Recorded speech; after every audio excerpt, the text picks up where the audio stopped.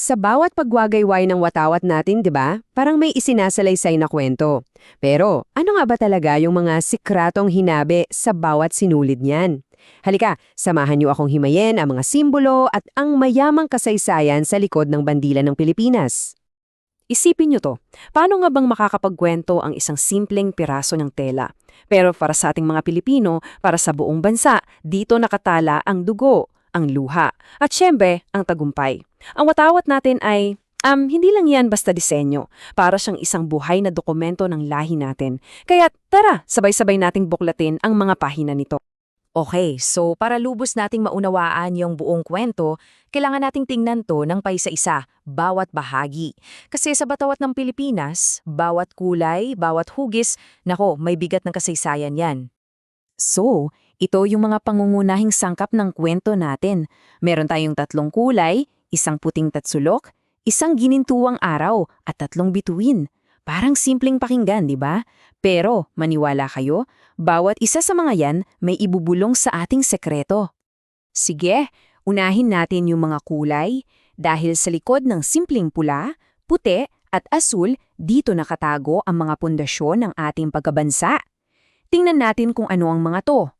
So heto na, yung puti sumisimbolo yan sa kapayapaan, yung asul naman para sa katarungan, at syempre ang pula, yan ang kumakatawan sa katapangan na nananalaytay sa dugo ng bawat Pilipino. Kapayapaan, katarungan, katapangan. Isipin nyo, yan yung 3 haligi na bumubuo sa atin bilang isang bansa. Okay, so pagkatapos ng mga kulay, silipin naman natin yung nasa loob mismo ng tasulok. Dahil yung araw at mga bituin, hindi lang yan design ha. Sila mismo yung pinakasentro ng ating pakikibaka para sa kalayaan. Ayan, 8. Anong meron sa numerong 8? Bakit 8? Sandaling isipin nyo nga. May ideya ba kayo kung bakit? Ayan na! Ang 8 sinag ng araw, yan ay pagpupugay sa 8 lalawigan na unang-unang nag-alab sa himagsikan. Ito ang Maynila, Cavite, Laguna, Batangas, Bulacan, Pampanga, Tarlac at Nueva Ecija. Sila yung nagsindi ng apoy para sa ating kalayaan. Sunod naman, ito, 3. Mukha siyang simpleng numero pero tulad ng 8 sinag, mayroon din itong napakahalagang sinisimbolo. At ang 3 bituin, syempre, yan ang kumakatawan sa 3 pangunahing isla ng ating bansa, Luzon, Visayas at Mindanao. Ito yung paalala na kahit pinaghihiwalay tayo ng tubig, iisa lang ang ating puso bilang mga Pilipino, mula sa dulo ng Hilaga hanggang sa dulo ng Timog. At yung mismong puting tasulok na pinaglalagyan ng araw at mga bituin, anong ibig sabihin yan? Ito po ang sagisag ng pagkakapantay-pantay at pagkakaisa. Ito yung determinasyon ng bawat Pilipino na ipaglaban at ipagtanggol ang ating kasarinlan. Pero sandali, mayroon pa. May isang bagay na talagang nagpapaiba sa watawat ng Pilipinas kumpara sa lahat ng watawat sa buong mundo. As in, one of a kind. Kasi alam nyo ba, ang watawat natin ay kayang magbigay ng signal kung ano ang estado ng bansa. Hindi lang siya simbolo, para siyang isang mensahero. At ito lang ang taning watawat sa buong mundo na may ganitong kakayahan, magbago ng kahulugan base sa kalagayan ng bayan. At heto na nga yung kakaibang katangian na yun.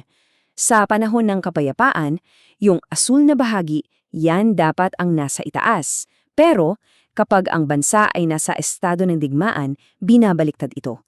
At yung pulang bahagi na ang inilalagay sa itaas.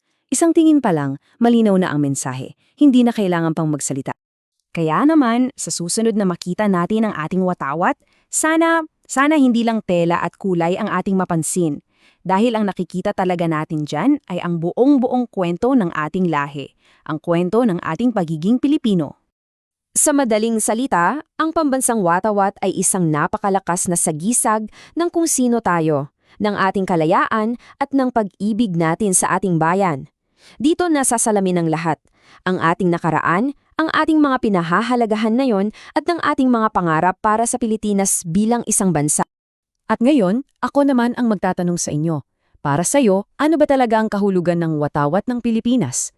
Anong damdamin ang gumigising sa puso mo sa tuwing nakikita mo itong iniwawagayway ng buong pagmamalaki?